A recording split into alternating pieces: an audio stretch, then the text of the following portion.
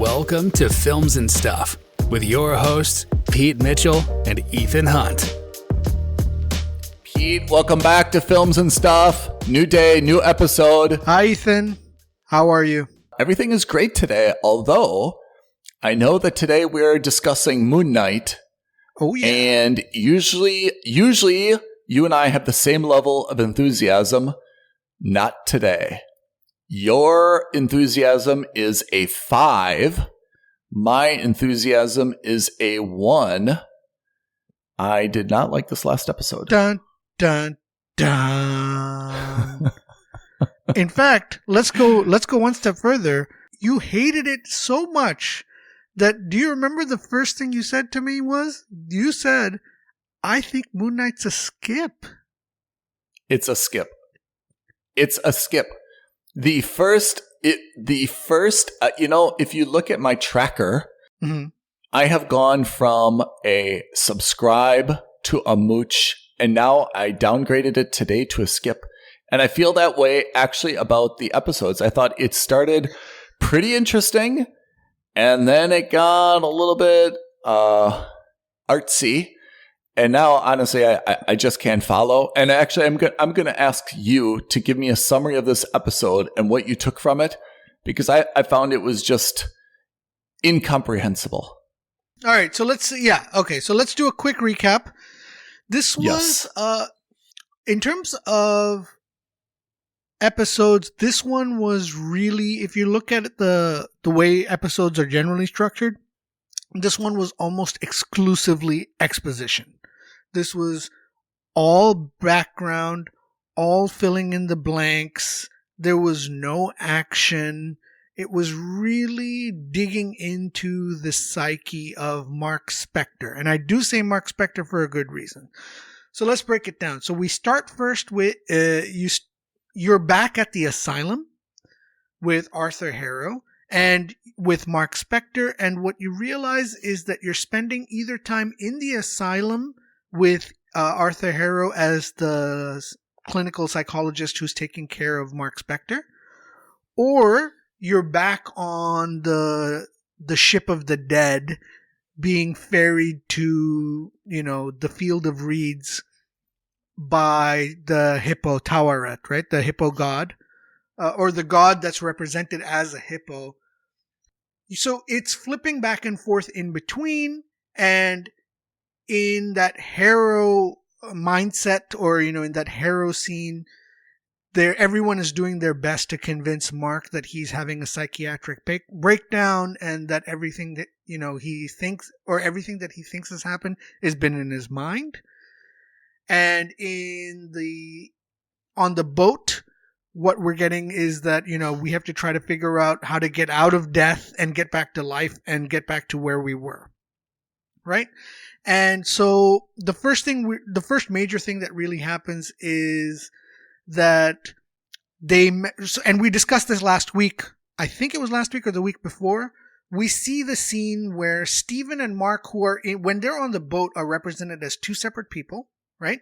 They have their hearts taken out of them and put on the scale, right? And I think this was, I don't remember which god, whether it's Osiris, whether it's Taweret, I'm not sure, but the idea is that the scale has to balance against the feather of truth. And if the scale's balanced, then you can enter the field of reeds, which is like the equivalent of like the Elysian fields of, I guess, Norse mythology or Roman mythology, maybe? I can't remember. Maybe, yeah, Roman mythology. Norse mythology would have been Valhalla, I think. And so they have to go, it's understood that they have to kind of explore Mark and Stephen's memories to bring balance to their hearts. And if they aren't able to do that by the time the boat ride ends, they're going to be thrown overboard and kept lost to the sands of time. And can I just call a timeout? Yeah. Is this like physically happening, or this is like emotionally happening in their minds? Where is this like taking place? So the boat. Why are they next to each other? Right. What? So if you were to ask Harrow would tell Mark and Stephen that they were having a psychiatric psychological breakdown. right? And that's not happening. That's all in their minds. Yes. I believe that this is really happening, right? That they've been shot, they've been killed, right? Mark has been shot and killed. Remember 2 episodes ago, he was shot at the end of the episode, or maybe it was the end of last episode. I can't remember. Last episode. Yeah, he was shot and he fell, did the slow motion fall thing. And this is happening. So in the sense that it's happening physically, I don't think it's happening physically. I think it's happening like, quote unquote, metaphysically, which is to say it's happening, but just not in like the corporeal realm, right? The physical world. Got it. So anyway, they go back and then they start exploring the ship, and each room of the ship has like a different memory for Mark. And so like one of the rooms is filled with all of the bodies that Mark has killed, etc. Anyway, it's irrelevant. The point is we learn during this that Mark had a younger brother who died because they went exploring while it was raining into a cave, and his younger brother dies. And his mother blames Mark for the death of his younger brother quite vigorously. So much so that like she didn't hold back. She did not hold back. Like a mother is supposed to be like, hey, it's not your fault. This was the opposite. It was like, this is your fault. Yeah, and like maybe even if she believed it, like you'd hope that they would kind of internalize that. But she went after him hard, and she took a hard turn, right? She starts physically abusing him. She's beating him, and so in one of these, sessions where she starts banging on the door to beat him. That's how you learn that Steven gets created. Mark creates Steven as a way to deal with the psychological and physical trauma that his mother is instilling on or putting onto him. And so now we come to the realization that Steven is a figment of Mark's psyche, not the other way around. Right? So this is actually Mark's body. This is Mark's life. But Steven was created. That's kind of dramatic. Right? Yeah? Exactly. I mean, they both kind of believe that they were a real person. They were coexisting in a body. For Steven, I mean, which is still Mark, it's pretty dramatic that he now has to like come to grips with the fact that he's actually not the real person. Right. And so it was working very successfully for them for some time until Mark's mother dies and he has to go to, the funeral / Shiva. And at the Shiva, that's when their lives intersect for the first time in the real world. Right? That's when we see that happening. And then we also see in one of the flashbacks on the boat, we also learn of how Mark becomes Moon Knight. And it's such a very quick blink or you miss it moment. You see that Mark gets his powers because he's been hurt. His entire crew and his entire, the people he's supposed to protect, they've all been killed. They make the mention of his CEO, Bushman, who was I had to do some digging. We'll get into that. And you see Layla's father has died. You see Khonshu come and not protect Mark, but give him the choice to become his avatar and to save him. He does so. And that's it. At the end of the episode, you see that their hearts are still not in balance. And so they've been denied entry. And so monsters are coming from over the ship to try to take them to the sands of time to make sure that they stay here forever. And Steven, girds his loins, shows some guts, starts fighting back, helps Mark, but in doing so, falls off the ship and becomes lost to the sands of time. And when he does, Mark's heart becomes balanced. And so now Mark is on the ship alone, and that's where the episode ends. I mean, that's a very good summary. And to be honest, it also explained a few things to me that I didn't pick up. But tell me why, because before watching this episode, you were just like, this episode is wow. I think you even called it like a game changer. Why are you so positive on it? So I'm positive on I don't say that as accusingly as it sounded, but why are you so positive on it? So let's break it down into a couple of things. One, it's the first time we're seeing the origin of a superhero in the MCU as kind of like a blah moment. It's not important, right? In the context of this episode, him becoming Moon Knight and saving, his own life is almost irrelevant, right?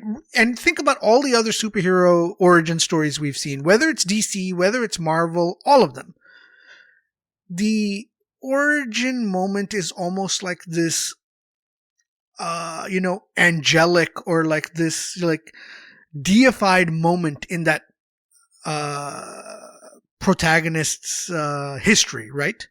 In every single one of them, there's some defining moment where they become that superhero, whatever it is, right? Whether it's Iron Man, Robert Downey Jr. in Iron Man, or, Tobey Maguire in Spider-Man, all of them, there's something like really emotional, something really amazing that happens that converts them to that hero mentality. In here, it's such a small thing that it's not even worth talking about, right? The fact that he becomes Moon Knight and Khonshu's avatar is, frankly speaking, irrelevant.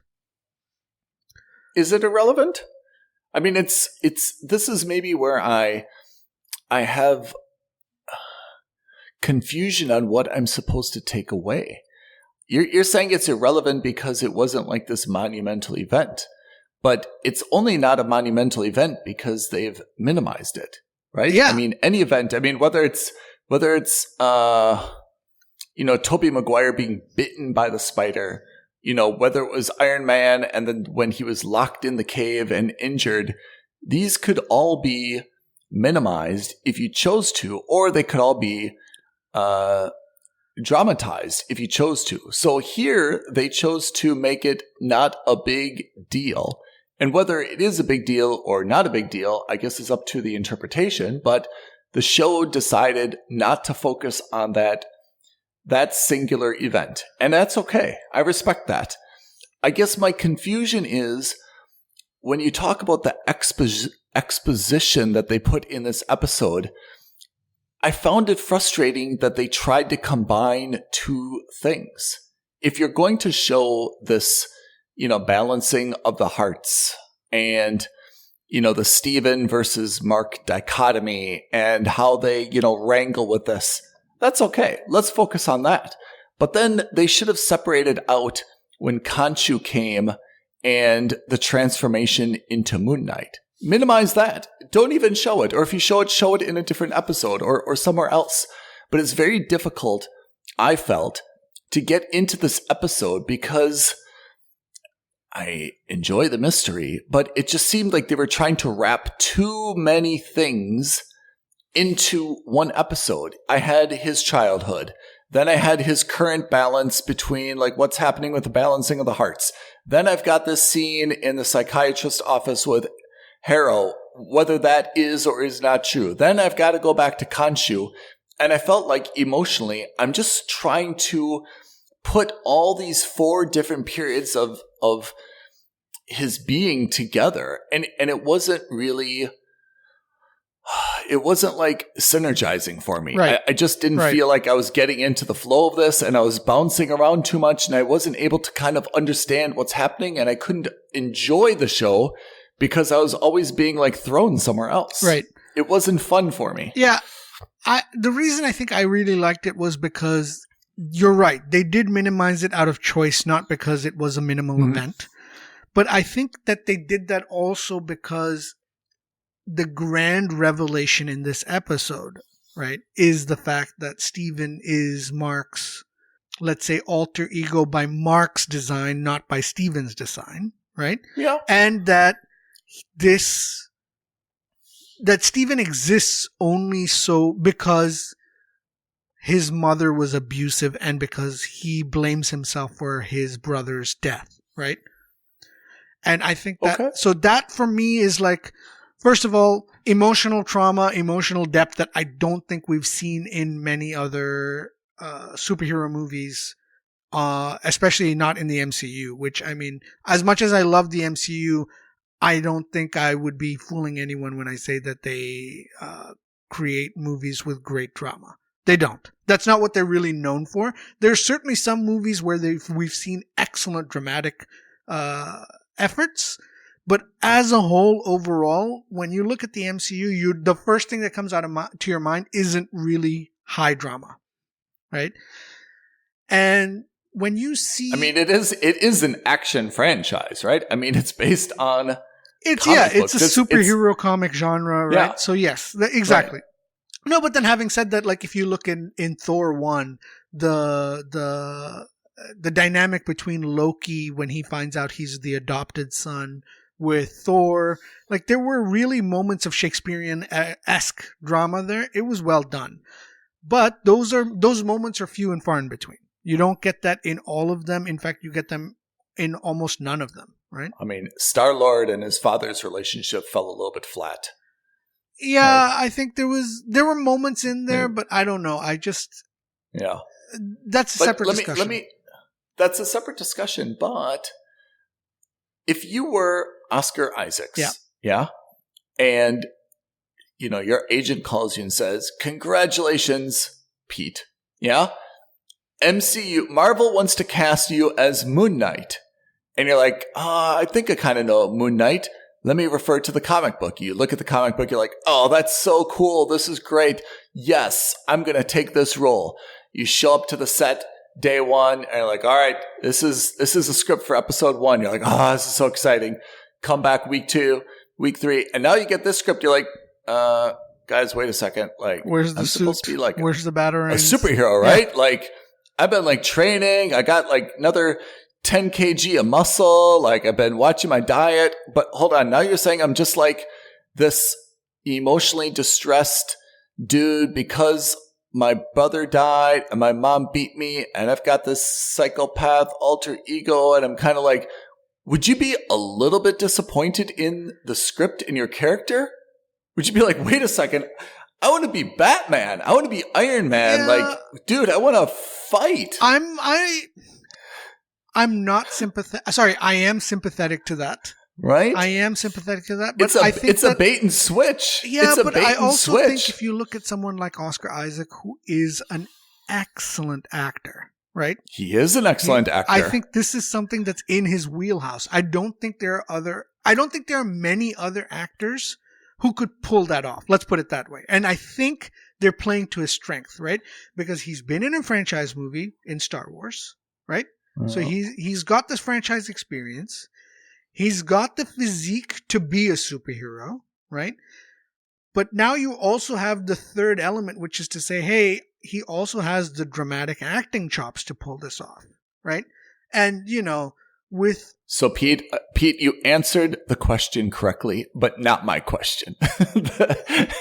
Yeah. And that is, everything you said, absolutely true. He is one of the very few people that absolutely can pull this off. Right. But notwithstanding, don't you think he's maybe a little bit like disappointed? Like that's the thing. So that's the thing. I don't think he is. I actually think this is up his. This was an action. I think this is not just his wheelhouse. I think this is something that he would have liked.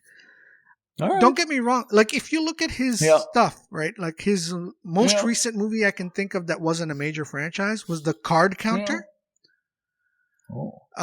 It's where he plays like this ex-army vet who was also like a casino gambler and things like that. It's very good. I thought it was very good. I think he likes those kinds of roles.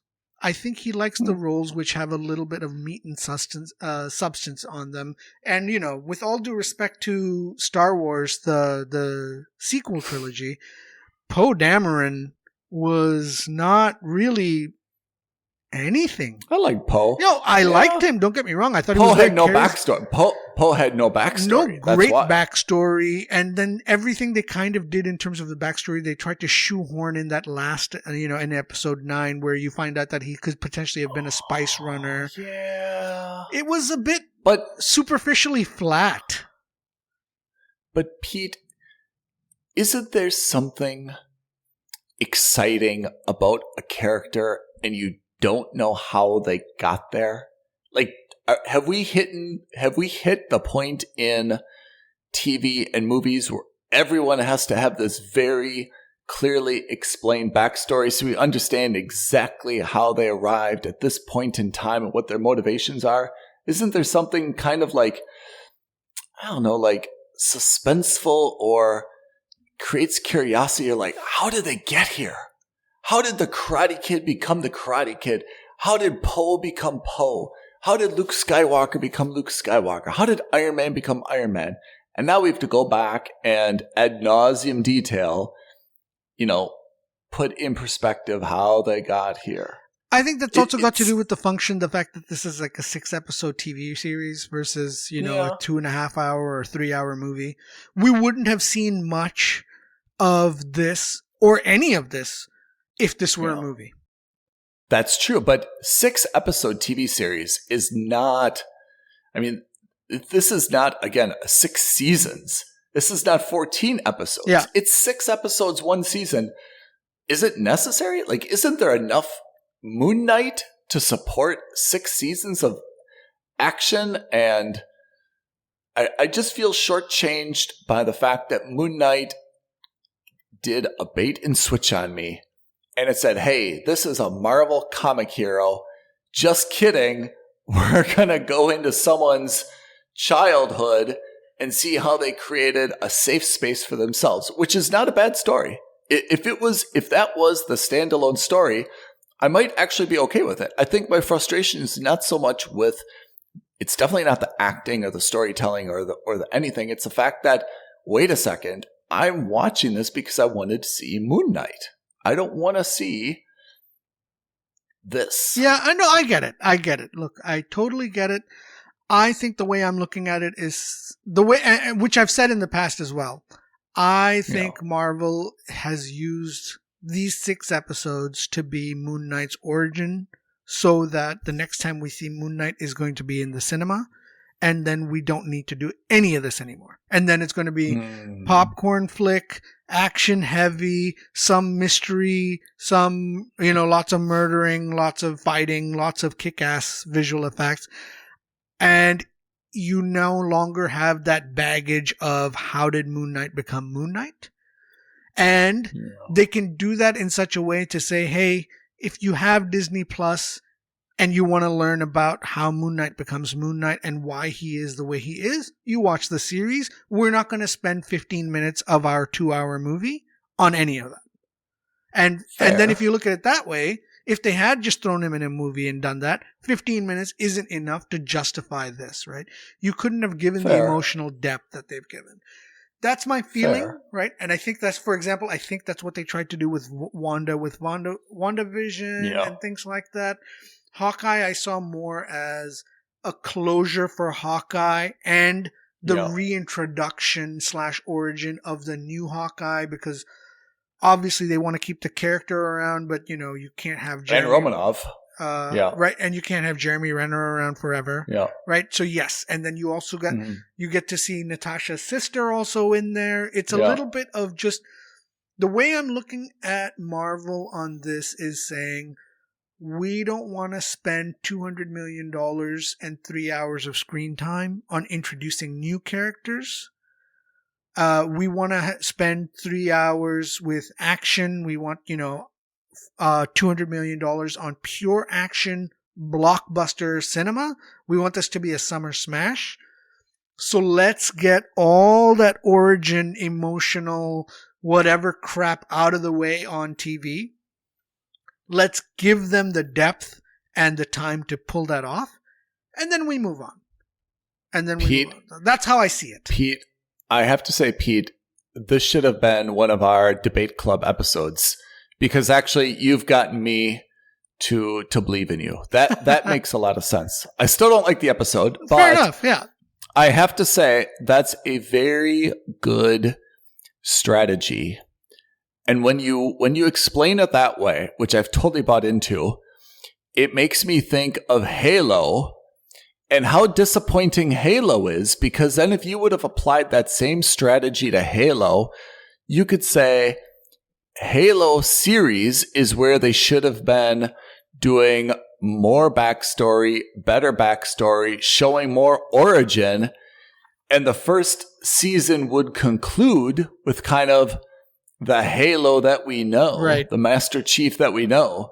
And then it could go into an incredible season 2. It could go into possible movie. Or even a movie. Exactly. Exactly. Yeah. They've kind of, you got me there. I have to say, it makes sense. I'm still not more excited to watch this episode again. And going forward, I guess Moon Knight will end on a high note. Yeah, I will say this, right? So look, there's the way they've structured it in terms of timing. I didn't put it together when the first episode came out because I wasn't thinking 6 weeks ahead, right?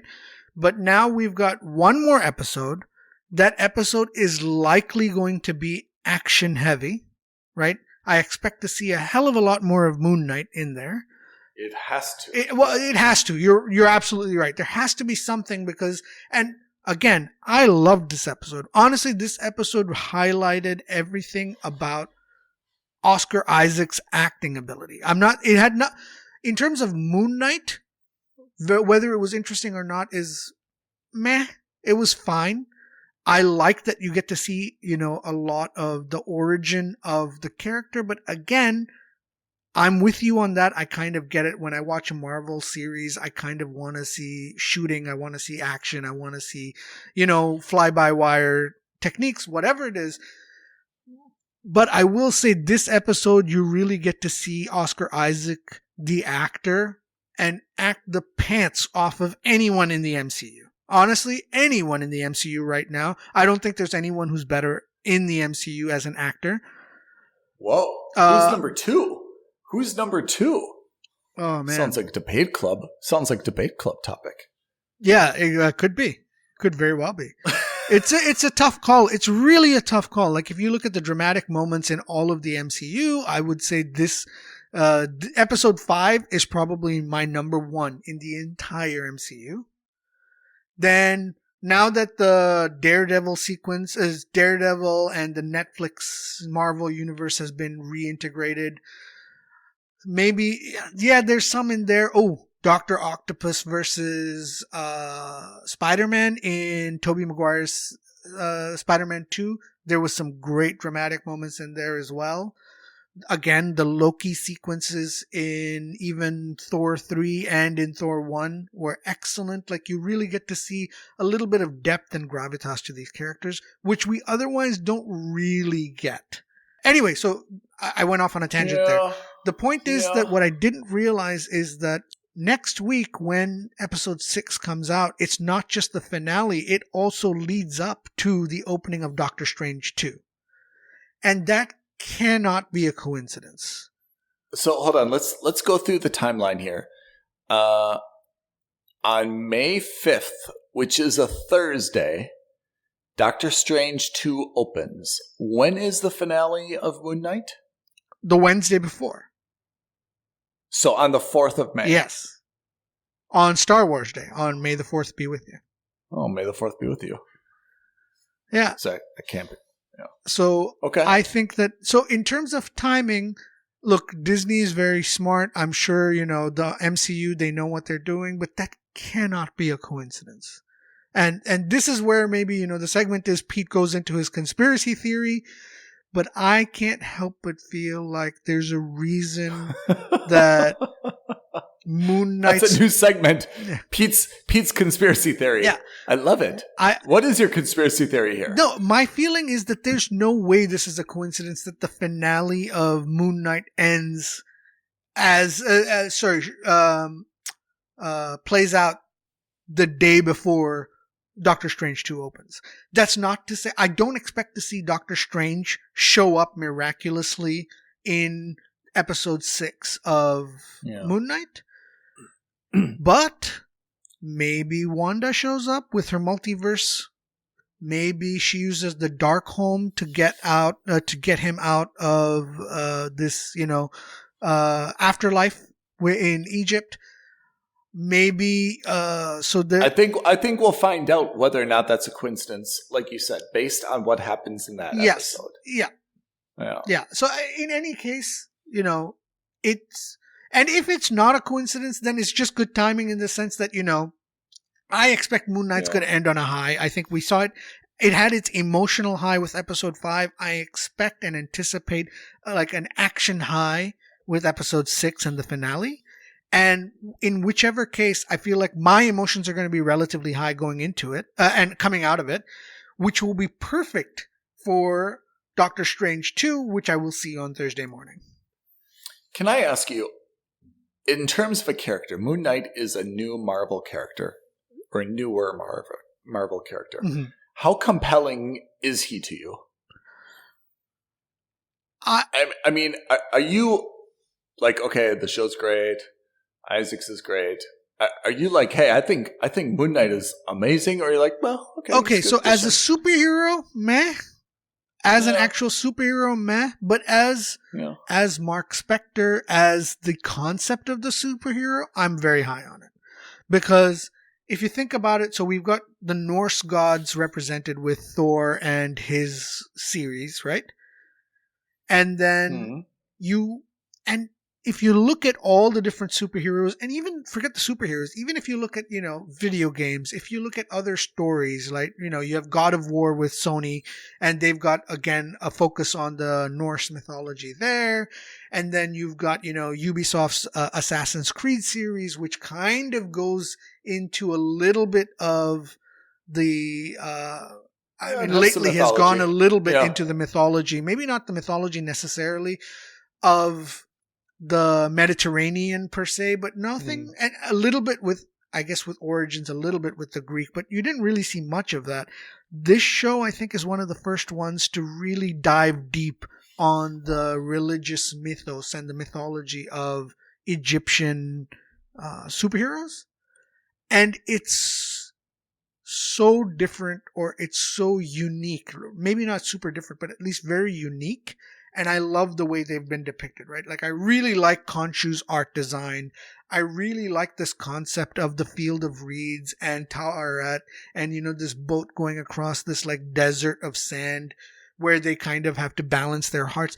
I love all of that. Like, I'm a big fan of mythology and religious mythology. So, like, Greek mythology was my thing, Roman mythology, all of these kinds of things.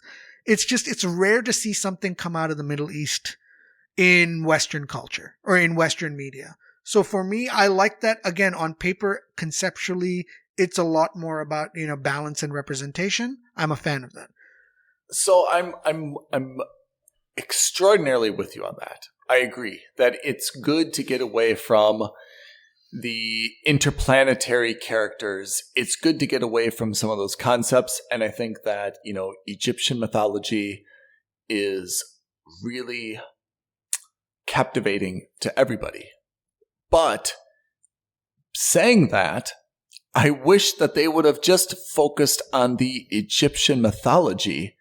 And I feel like going into Mark Spector's psyche, I just feel like that was an unnecessary distraction. The brother dying, the mother being abusive. I just found all of that kind of like mental health stuff, which apart from the fact being really delicate to touch in this kind of like society that we have, I didn't think that was necessary. I didn't think it advanced things. It explained some things, but I just felt like if they would have focused on the Egyptian mythology, I think you'd have a really compelling superhero in a great setting, and Mark could have had a little bit more of a simplified backstory, because I think that kind of creating the negativity of death, of an abusive parent, of having kind of a mental illness, took away from all the other good things that they did here that were kind of groundbreaking, Yeah, I think... How many movies have we seen or shows have we seen where the main character struggles because their younger sibling died? Countless almost, right? How many shows have we seen where the person comes from an abusive mother or father? Countless. It's not new.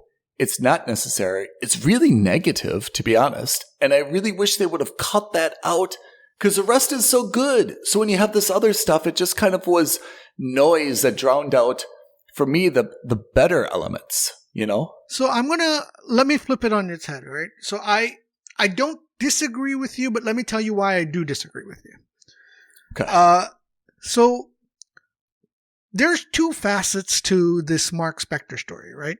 Right. One, which is his mental issues that he's got from the traumas that he suffered as a child. And the second is the physical trauma, which leads to him becoming, this Egyptian avatar, God's avatar, right? Yeah. So both of them require a certain element of walking on eggshells, right? Especially in today's charged environment of how you depict mental health and so forth. And I think of all of them, Thor in the MCU showed that, the effects of depression after Infinity War, right? And then you also see a little bit of PTSD with Tony Stark in Iron Man 3 after Avengers 1, right? So you see a little bit of mental health struggles in the MCU, but they've generally speaking either been glossed over or made a little bit of a joke about, that kind of thing. It's not really been a focus. And I'm not saying it should be or shouldn't be, but for someone like Mark, it's a character defining thing for him. So I think it's important that we see that. And I think that if I have to choose to watch that in a nuanced way at home versus rushed over on the cinema screen, I think it's better to see that nuanced, because I think I will agree with you. Marvel very deftly handled this situation, right? You have a man who's got a mental block. He's got significant psychological trauma. He's been abused emotionally and physically by his mother.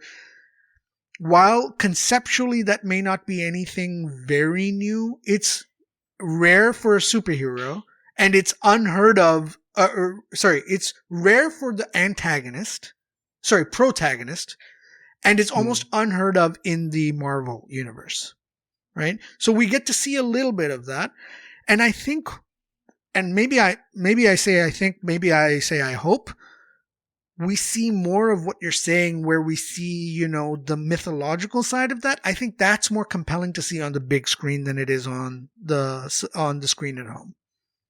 And maybe we dive a little deeper into the mythology in the Moon Knight movie of, the gods and how the gods are being played against each other or not.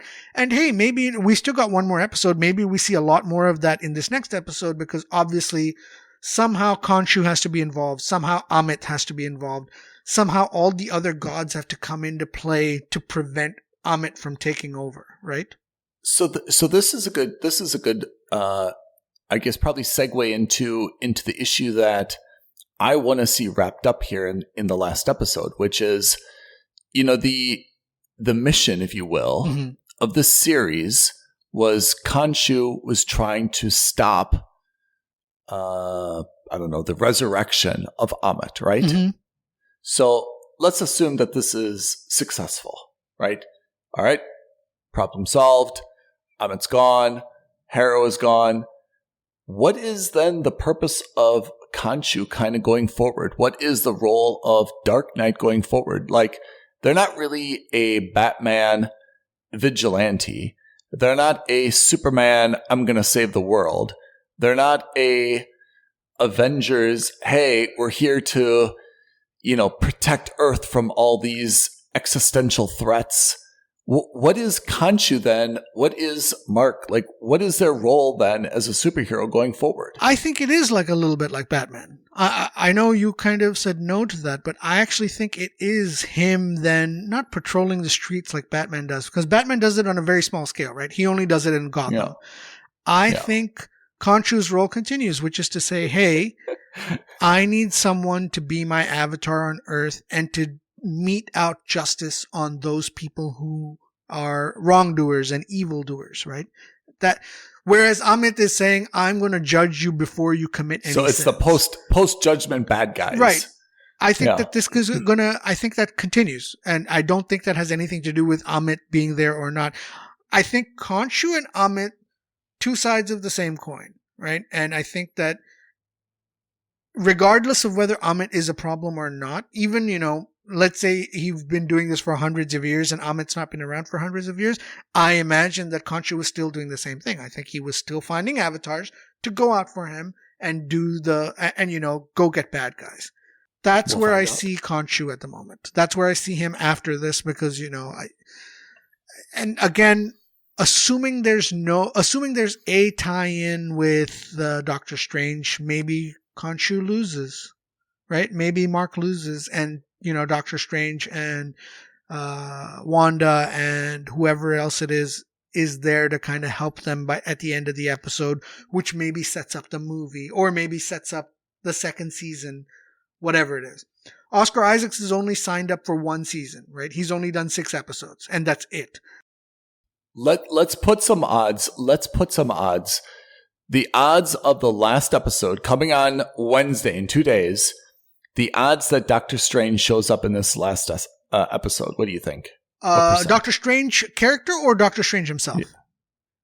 Like someone from the movie or Doctor Strange himself?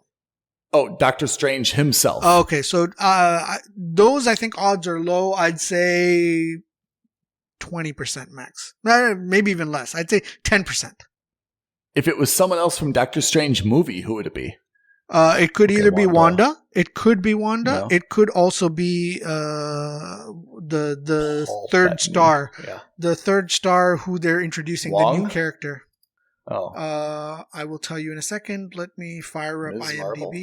So that you would give higher odds, like 40%? Yes. And then what do you think is the likelihood that Moon Knight shows up in Doctor Strange 2? Relatively low. I think I think now you're going to be asking for too much because I think they've already got so many. I would imagine it's going to be like less than 5% because Do we know who's? Yeah. Yeah, I'm pretty sure we're going to see Professor X, Patrick Stewart's Professor X. I think I'm pretty sure we're going to see.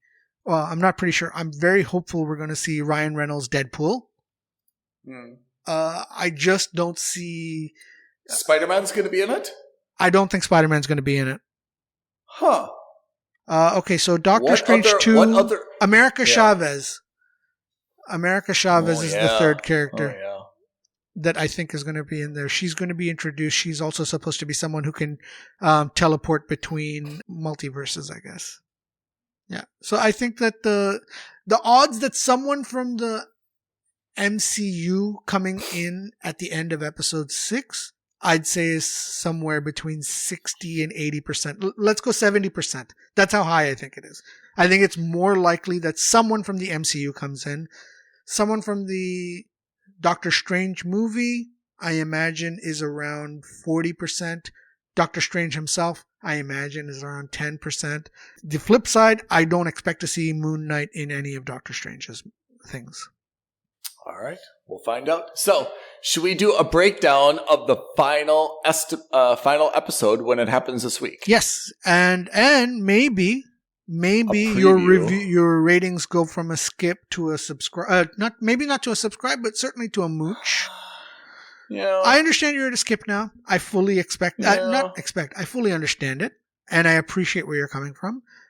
It's hilarious. I actually went I went stronger into my subscribe because honestly, in terms of superhero movies, this is something that, or in terms of superhero genre, this is something that very few of them have done, which I really like. It is definitely something different. And I have to say, on the positive side, for me at least, there is a tendency to have a lot of fatigue with a newly introduced, character. So to the extent that you're going to try something a little bit different, it's probably a good time because there is a limit as to how much copy and paste you can do. So like I said, I've come to your way of thinking. I think it's actually quite brilliant what they've done. But for me personally, I didn't get anything out of this episode. And the episodes have slowly been the less action, the less fulfilled I've been kind of watching them because I am watching this under the guise of an action series or a superhero series versus a dramatic series, I mean, I watch Ozark for drama. I'm watching other things for drama. If I want to if I'm in the mindset of watching a drama, I turn on a drama. When I'm in the mindset of watching an action thriller, I turn on an action thriller, And I just feel like it's a little bit disappointing when you turn on what should be a superhero Marvel action movie or show, and you find instead you've gotten, like all this drama. It's hard to justify it. Not meeting my expectations. That's making me maybe a little bit frustrating. Yeah. Combined with a little bit of a complicated storyline. Again, I was okay with each one of these kind of storylines, but the fact that they're in Harrow's psychiatric office, that they're on this boat, then he's back in his childhood arguing with his mom about his brother. It was just like too many things combined, none of which were the purpose of me turning on the show in the first place. Yeah. I get it. Look, what you're saying makes sense. What I like is that, again, this is Marvel flipping the script on its head to say, hey, look, we want to fight superhero fatigue. We want to fight that because we've got 40 more movies coming out over the next 10 years. Pete, a pleasure as always. I'll catch you on the flip side. We've got a lot more to talk about in other episodes. We do. We've got lots to go. Thank you very much for your time, Ethan. Thanks for listening, everyone. Join us on the next Films and Stuff or the Films and Stuff Debate Club on our YouTube channel. That's right. Thanks, everyone. Have a great day. Bye. Thank you for listening to another episode of Films and Stuff. If you haven't already, please subscribe and review on Apple Podcasts, Spotify, or wherever podcasts are downloaded. Films and Stuff. There is no substitute.